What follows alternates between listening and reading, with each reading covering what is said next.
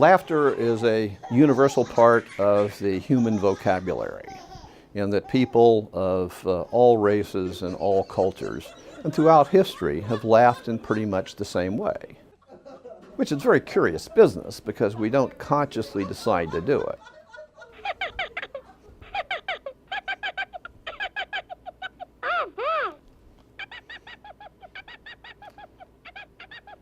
Okay, Elmo's vibrating. We have the illusion that laughter is a choice. We speak laughter as we speak any other word. But we don't speak ha-ha when we laugh. It's an involuntary action. We gather together with other people and laugh. We're engaging in the same kinds of behavior. Why is that? In our study of chimpanzees, if you tickle a chimpanzee and record their laughter, it's this in and out labored breathing, which means what I'm about to do is play. I'm not attacking you. So the chimpanzee version is an in and out sound.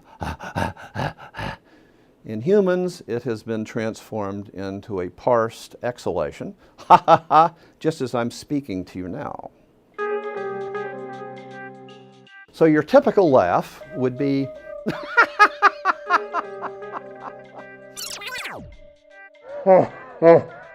its basic structure is a kind of pulsative pattern whereby you have a short exhalation that lasts about a 1/15 of a second that repeats about every 5th second.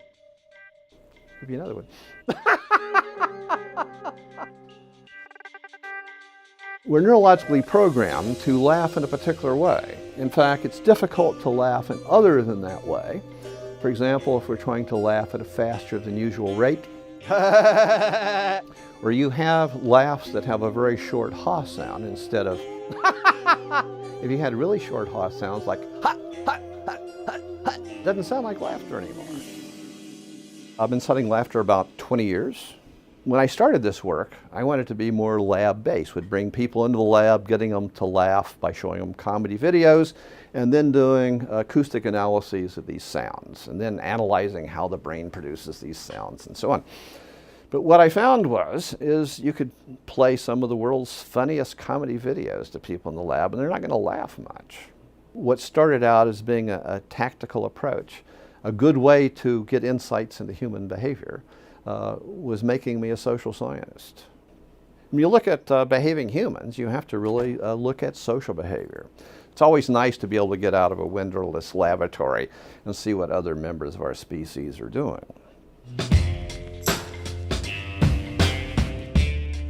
Breakthroughs in science come from studying things that are simple and easily described. In fact, I have a name for it. I call it sidewalk neuroscience. With pencil and paper and maybe a stopwatch if you want to get fancy, you can go out and look at what people do and learn some fundamental things about human behavior. So we're interested in what's said before the laughter occurs and who's laughing, the speaker or the audience. So we found that social laughter is 30 times more frequent than solitary laughter. And the discovery here was basically, it was the relationship between individuals that was causing the laughter, not jokes. Sometimes I'll come up to people in public places and ask them about these kind of things. What does she do that's so funny? There she's doing it again. That's what she does. It's like she just bubbles. It's like, yeah. It's like she's trying to contain it, but not really containing it. Yeah. So it just comes out. Yeah? Yeah, it's infectious. She didn't plan it, it's just happening, huh? Mm-hmm. In our feel-good, be-happy society, we always associate laughter with positive things, forgetting that laughter also has a dark side. It's great laughing with friends, family, lovers, but it can be painful or even dangerous if you're laughing at someone or they're laughing at you. In fact, the power and danger of laughter was something that was a central reason for the interest of ancients such as Plato and Aristotle. They weren't interested in how to perform better stand-up.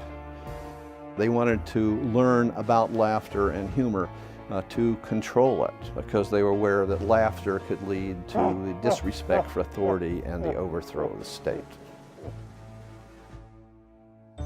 Everyone thinks that we're rational beings in total conscious control of our behavior, but that's not true when we laugh. We're talking about very primal, powerful things in human behavior. At the simplest level, we found that when you laugh, when you hear other people laugh, this indicates you have a neurological program to repeat certain kind of things that happen in your presence. But that's extraordinary. I think it's more than just a curiosity. It means that you have inherited a brain that causes you to imitate certain things that you see. I think this is telling you that you're dealing with something that's powerful, that's important, is also unappreciated. The study of laughter and its stimulus humor have just begun.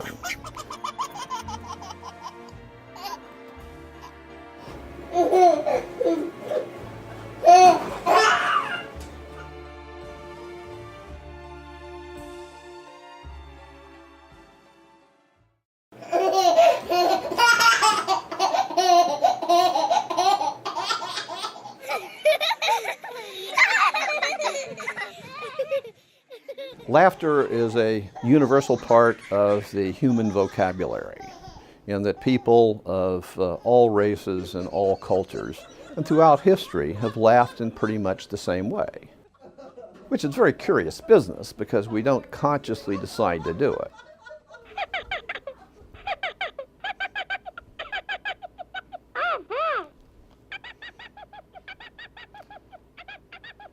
Okay, Elmo's vibrating. We have the illusion that laughter is a choice. We speak laughter as we speak any other word.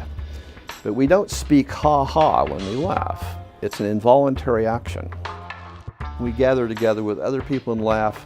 We're engaging in the same kinds of behavior. Why is that? In our study of chimpanzees, if you tickle